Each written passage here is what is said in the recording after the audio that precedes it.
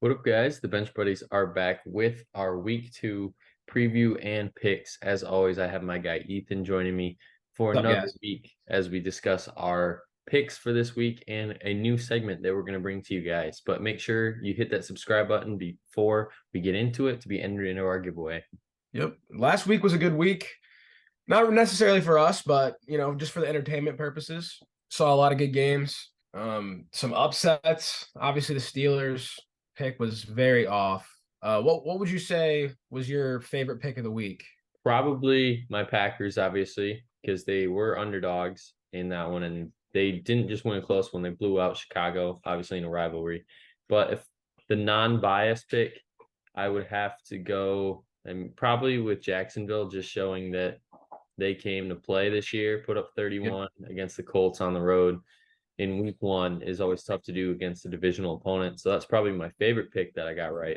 Yeah, mine's probably Atlanta. That was a big time win going in week one, just to really set the tone for the season. They gave the running backs a crazy amount of carries, so it's really good. It's exciting. So And then we have our new segment on our videos here is we have our five locks of the week. And I'll start it off here with I got my Packers going on the road and covering that 1.5 spread. The Baltimore Cincinnati game, I think there's going to be some fireworks after both teams kind of stunk it up last week. So I'm going with the over. I think the Jaguars beat the Chiefs and they go 2-0 while the Chiefs fall to 0-2. Miami covers on the road against New England. Vegas probably knows something I don't. That's why it's yeah, such a low that's spread. scary. But then I'm also going with Pittsburgh. I think they have a big bounce back game.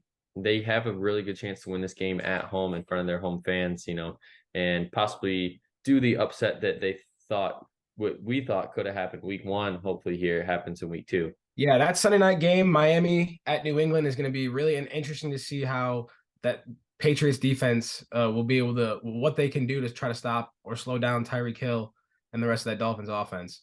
But my locks of the week, I got the Raiders plus 9.5 at Buffalo. Raiders played really well in situational football, so really good start for them. Seattle plus 5.5. I think they're too good of a team to 0-2, so I'm gonna take the plus 5.5 there. Tampa Bay at home, only needing a field goal. I think that'll cover as well. And then straight picks, Denver and Pittsburgh. And we'll jump into those straight picks as we have tonight.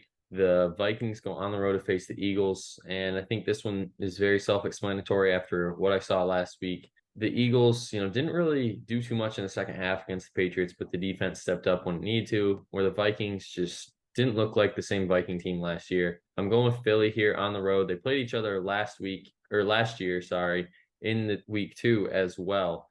And Philly got the best of them then. So I think they're going to do it again. Yeah, I think the Eagles are just the better team here. I don't think they should have much of a problem. They really handled them last time they played. So I think the Eagles should win big. Moving over to Sunday, we'll start with my Packers, and obviously I have to go with the Packers after their very encouraging week one. And same for the Falcons as well, very encouraging week one. The Falcons are going to have to throw more in this game as the Packers have a better run defense than the Panthers did last week. So it's really going to come down to Desmond Ridder and Jordan Love at the end of the day. The defenses will be good, but how can the quarterbacks perform? Yeah, I think the under would be a pretty safe here. Although Jordan Love did look very solid week one, I will give him props for that. He did look really good. I just think these defenses are pretty solid as well, especially Green Bay. Their defense is loaded, so I think the Falcons are going to have a tough time giving Algier and Bijan Robinson the carries that they want. I think they're going to need to throw a little bit more. So I do think the Falcons are going to win, though. I think it's going to be a close one. I think the Falcons will just win it because they're at home. And then we have Raiders in Buffalo, and I'm probably going to back you here with the Raiders. I think 9.5 is too many points for Jimmy G and company after they looked really good last week. But I am Yeah. going to go straight pick with Buffalo here. I think Buffalo needs to rebound and figure some things out. And if they lose this one at home, then I think it's time to hit the panic button already after losing to a Jets team without Aaron Rodgers and then losing your weekend opener at home to the Raiders. Going to be concerns there if they lose this one. Oh yeah, big time. I think you got to go with the Bills here. Just the defense looked good still. I know it went against Zach Wilson, and he's a bottom five QB, but Bills defense is always going to be solid. Bills at home. Josh Allen's has to look better this week, And if they don't turn the ball over, then they should definitely win. But 9.5 is just too many points. I'm with it there. And then you have an AFC North matchup, Ravens, Bengals. Bengals need to come out and show that last week was a fluke. Ravens need to come out and prove that they can keep on scoring. And I think the Bengals come out and win this one, in a high scoring fest. I think it's going to be like 31-30 around there. So it's going to be, a very entertaining game at 1 o'clock. And I'm going with Joe Burrow and company. Yeah, I think this is going to be the best game, one of the best games in the 1 o'clock slate. Bengals at home. They gotta come back with some offensive firepower. You're right about that. I think they're going to score a lot of points. The Ravens didn't look too great either, especially in that first half. You can give them a pass because it was week 1 and it was tough, even though it was against the Texans. But I'm still going with the Bengals here. I just think they're a better team. But this is kind of a blind pick because we don't know who's better this year. We just don't. So I think I'm gonna take the Bengals though, just off of last year. And yes, all my Lions fans out there, you're looking at that correctly. I am going with your Lions. I'm drinking that Kool-Aid right now. And I was a little skeptical on my pick Tuesday. Really could have flip-flopped for me, but I saw a report today where 2 offensive linemen for the Seahawks are battling some injury problems. And they just signed the veteran 41-year-old, was it Jason Peters? That's his name, right? I think that's his name. Yeah. And 41 years old, and they're gonna maybe throw this dude here into the starting line to protect Geno. And the Seahawks, we know, are a run first team, so I think they're gonna have to start to air it out here. And Lockett might not even play, so Smith and Jigba and Metcalf are gonna be heavily involved in this one. But I just think the Lions' offense is gonna be tougher to stop than the Seahawks' offense. Yeah. I think this is just gonna be a dog fight. I think it's just gonna be a physical game. I'm gonna take Seattle on the road. I like I said, I don't think they can start 0-2. It's really hard to come out of that. It's not impossible, but this is a very tough game. And I'm gonna pick the Seahawks. I think they're gonna run all over the Lions, honestly, on offense. So And then you have another disagreement where I'm going with the Colts on the road. I liked what I saw more out of the Colts last week than what I saw out of Houston. And these 2 teams are gonna play to a 21-20-ish game. So I'm staying away from that over under there at 39.5. But I like Anthony Richardson. He didn't pop up on the injury report today on Wednesday. So no concern there. And he has more weapons than the Texans do. So give me the Colts. I'm gonna go with the Texans here at home. I don't know. I think Anthony Richardson's bound to make some mistakes here if the Texans can pressure him a little bit. Without Jonathan Taylor, the Colts had little to no run game at all in week 1. So you can't really do that. I think the Texans are gonna have a big week this week and come out with a win. And another great 1 o'clock game. If you're not watching the Bengals Ravens game or Red Zone, this is the game more than likely that's going to be on your TV on CBS. Chiefs, Jaguars, 2 teams that were not only Super Bowl hopefuls last year, Super Bowl hopefuls this year. And the Jaguars are my dark horse team, and I think they're going to make a statement this week, win at home against the Chiefs, send them to 0-2, while the Jaguars go to 2-0 and really take that commanding, they're the team that everyone is going to have to gun for and beat this year. And it's going to be possible on Trevor Lawrence in the run game. Now Chris Jones is back, but if Etienne can still have a decent day, then I think it's going to be too much for the Chiefs to stop. Yeah, I think getting Chris Jones back was huge.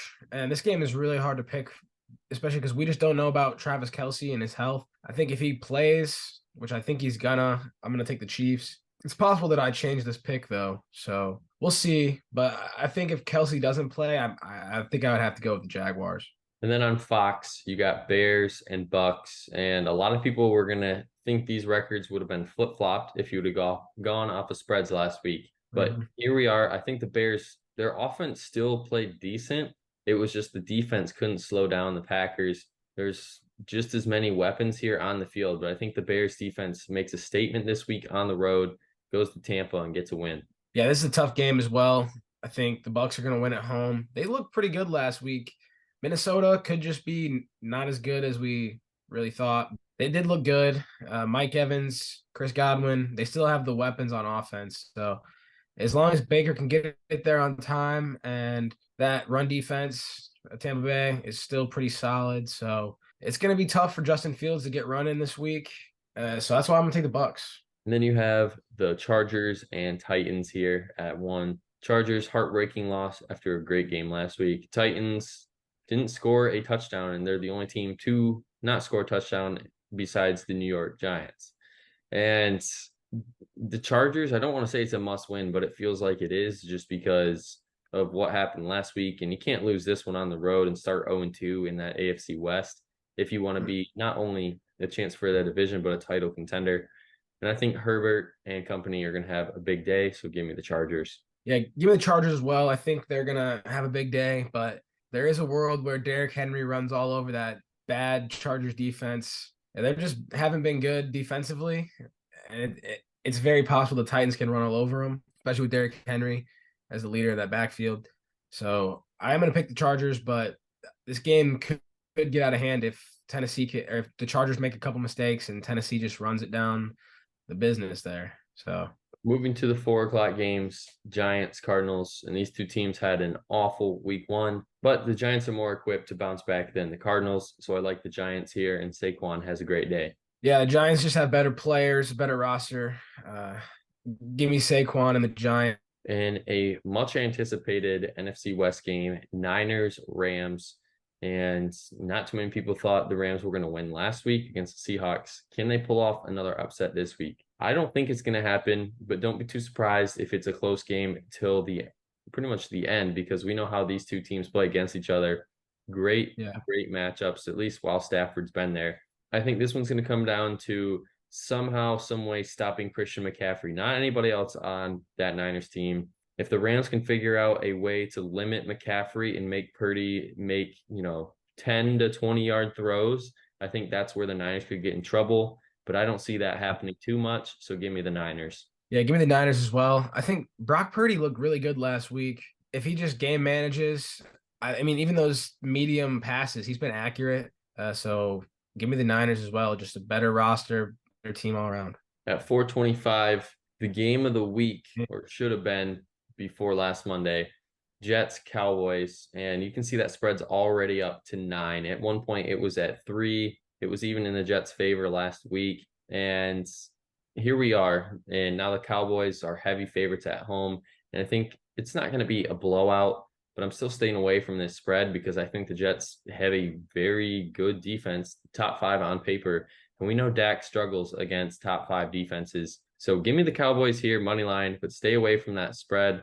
And I think this one's going to be a low scoring game as well. Yeah, I completely agree there. Stay away from that spread. Do love the Cowboys money line here, though. There's just not a world where you think the Jets can pull this another one off. And if they do, I'll be amazed, truly amazed. And then a game that probably not too many people are going to watch, if we're going to be honest.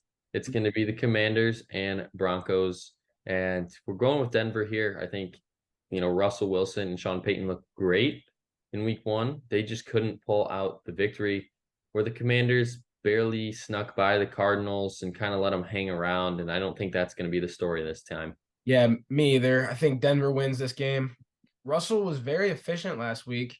Just, I think if you average out his passes to his yards, ends up being like 4 yards a pass or something crazy.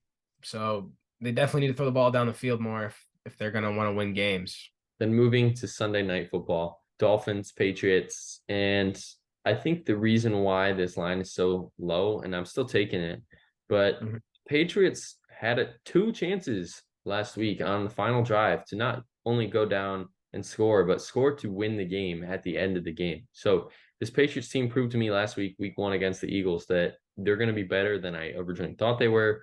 How are you going to stop Tyreek Hill? That's my biggest concern here. And I expect him to have probably at least another 150 receiving yards in 1 touchdown game here. And Tua explodes. So give me the Dolphins. Yeah, give me the Dolphins as well. I really think this could be a great Sunday night game. I think it'll be low scoring. It is in New England.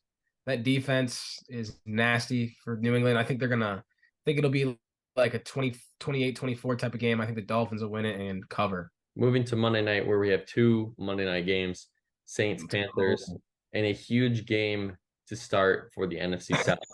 If Saints win, they're already 2-0 and already 2 games above the Panthers. Where Panthers win, pretty much almost everyone's going to be back to square one. That is, if the Bucks can lose or whatever.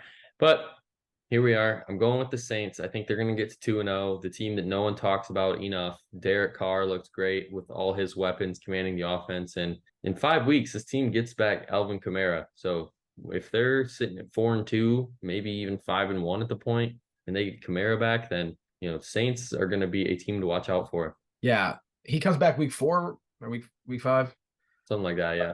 Yeah. So until then, they're gonna have to throw the ball, and they have been. And Derek Carr's been really solid last week. So give me the Saints Monday Night Football. It could be a tough place to play in Carolina if they get some momentum going early and put some pressure on the Saints. But I just think the Saints will win Monday night. Then the last game of the week, we have your Steelers at Yeah. home yet again Oh, against yeah. the Browns. Big matchup. And it feels like a must win because it kind of is in the AFC North. You can't get that far behind if you're hoping to win the division. Kenny Pickett's got to play better. And, Deontay Johnson's already out pretty much the rest of September. So they're going to have to rely on Austin, Pickens, Freiermuth, and even Allen Robinson. And Najee's going to have to step up. And I think they are going to. The defense, you can kind of scrap it because TJ Watt and Myles Garrett are pretty much game wreckers. So I think you can scrap that right there. It's going to come down to what offense plays better. And I like the Steelers on paper, but if they can't stop Nick Chubb, then I think the Browns are going to run all over them. Yeah, that's very fair. I think Nick Chubb could run all over the Steelers and could be an ugly game, but I just don't the Steelers 2 weeks in a row being dogs at home. Just Mike Tomlin will not lose this game. There's no world I see the Steelers losing this game. When I checked, it was Pittsburgh was favored by 1. People must be coming in on the Browns, so that's interesting. I'm gonna have to take that this weekend as well at Cleveland or the Pittsburgh plus 2.5. That's a money bet right there. And then that's going to be it for this week's preview picks and locks of the week. Check back next week to see how we did and to see how our locks did as well if you guys want to follow us or fade us. But until the next time, the Bench Buddies are out.